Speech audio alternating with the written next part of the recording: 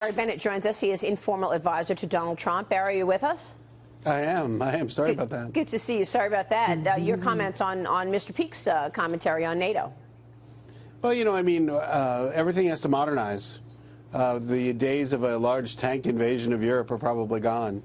So I think it's time we need to freshen up these deals. Yeah, freshen up, but Donald Trump says he wouldn't mind a different organization running things away from NATO. He's criticized NATO. Well, I think you got to put everything on the table and figure out the best possible scenario both for us and for Europe. What does freshen up mean, Barry? Modernize, I guess. I mean, you know, we spend a lot of money. We got to make sure that we're spending it the right way. The battles are going to be drones and tank drones and that kind of stuff. And you know, we don't need, you know, large bases with counter-tank mechanisms. We need to change the way we're going to face war in the future. So you're talking more of intelligence or data gathering, things like that, versus any kind of weaponry or drones? Well, you know, I mean, what kind of specific policy would you look at? Needs to be high tech for sure, but I mean, he's going to listen to the generals in the field, but we need to be open-minded, and we need to understand that we live in the 21st century. What do you say about this new Gallup poll, Barry? Let me get your take on this. Only 30% of Republican voters say that the election process is working. That's down from 46% just 3 months ago. What do you think is contributing to this frustration? Well, I think anybody that has sat through all the negative television ads, I'm surprised that anybody thinks it's working. But, you know, I mean, we always go through this in the primary, then we have the convention, we have this great healing, which we always see our candidates, you know, get a 10, 15, 20-point jump coming out of the convention. And that's why, because the process ends and we're all behind one candidate. We're headed there. But the candidates in the last week, Donald Trump and Ted Cruz, have been tearing each other to shreds.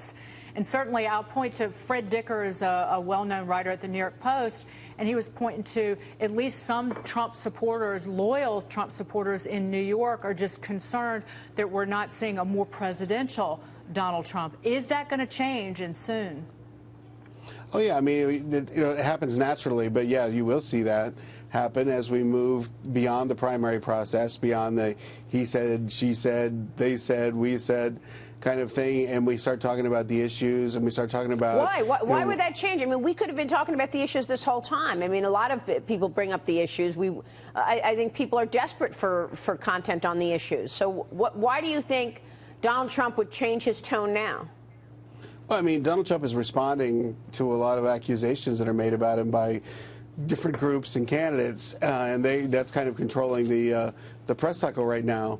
But I mean, you know, he's been talking about the need to secure the wall, to build a wall on the southern border, just as for illegal immigration, but for stopping heroin and all these other things that are killing our kids today throughout the country. Right. And he would love to talk about that every day. Should he get the nomination and he faces off against Hillary Clinton, how is he going to combat her? Because we've seen in the polls recently that every other Republican candidate does better in the general election against Hillary Clinton than Donald Trump does. So how would he fight that, and how could he overcome that negative sentiment going against him right now for a general election? Well, you know, if you go back 4 years ago, he's a little better than where Mitt Romney was against Barack Obama in the Reuters poll taken about the same time. As we get through this primary process, there's a healing that happens. I mean, right now, the people were for 17 candidates 6 months ago, and they're coming together. It takes a little while, but as we get to the convention, the party will unite around him. Let me ask you, Barry, you want some water? Yeah, yes, please. Yeah, okay. I have some water.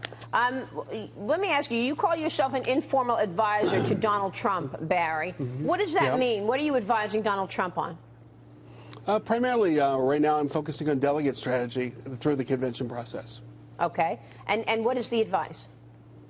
Well, the advice is after you win a delegate, you got to go out and make sure your people get named to those slots and manage that process.